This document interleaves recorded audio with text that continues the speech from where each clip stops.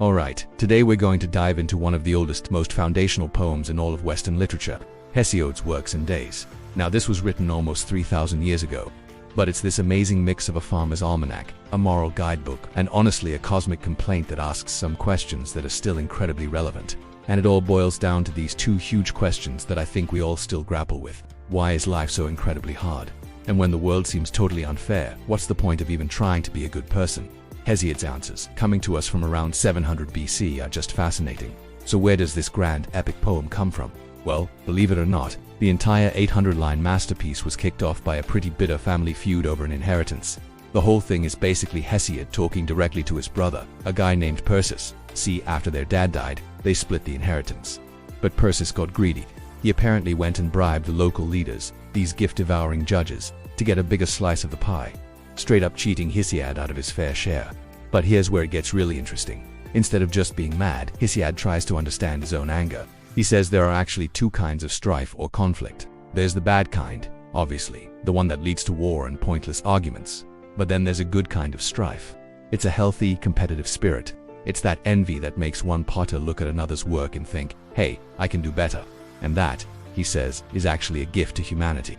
So from his own personal beef with his brother, Hesiod zooms way out. He gives us this grand, mythological reason for why all of humanity has to struggle so much. Okay, so according to Hesiod, life is hard on purpose. It's a punishment.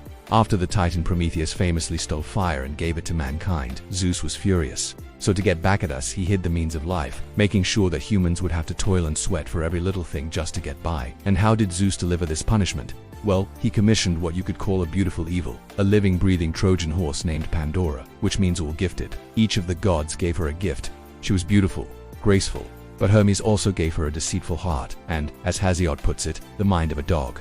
She was designed to be irresistible and treacherous. So Pandora is sent down to earth as a gift for Prometheus' brother. Now he'd been warned not to accept any gifts from Zeus, but he takes her in anyway. And she brings with her this large, sealed jar. Well, curiosity gets the better of her. She lifts the lid and out flies every evil you can imagine. Sickness, misery, sorrow, and all kinds of mischief to spread across the earth forever. Now this is maybe the most brutal part of the whole story.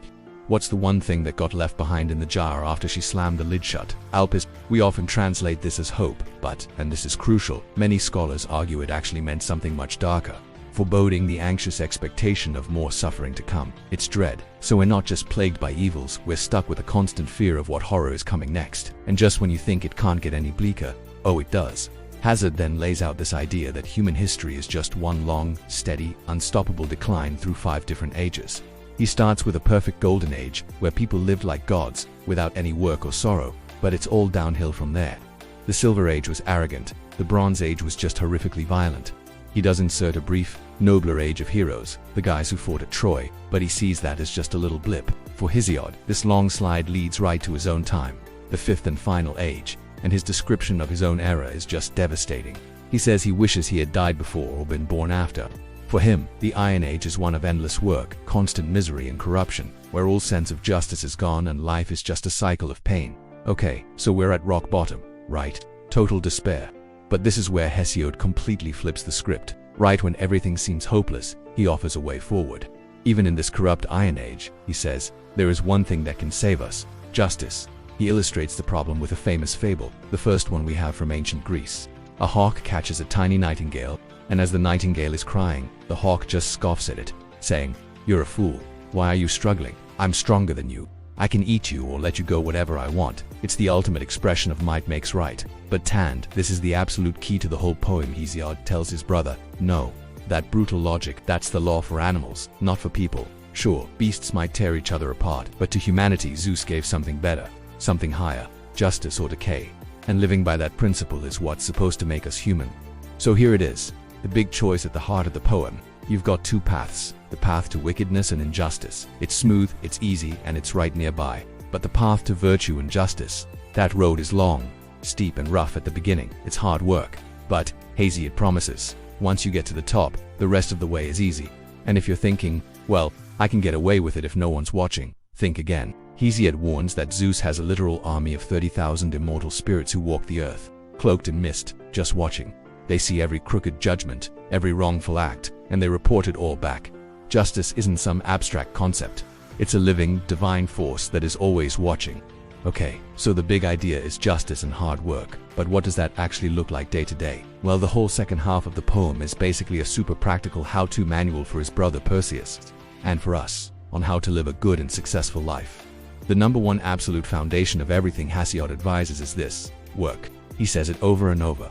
Perseus needs to stop his scheming and just get to work. For Hesiod, hard work is the only true path to wealth, to respect, and to honor. Idleness is the real disgrace, and it only brings hunger and shame. And the poem is just packed with these little gems of timeless wisdom. It's all about community, about fairness, about being a good neighbor. You know, love the one who loves you. Don't chase after dishonest money. Find balance in everything. He gives this complete roadmap for how to be a decent, respected person in a difficult world.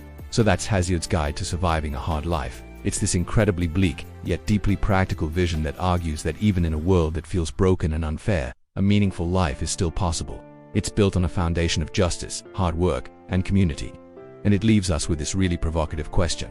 If Hesiod looked at his world 2,700 years ago and called it the Iron Age of Decay, what on earth would he call ours?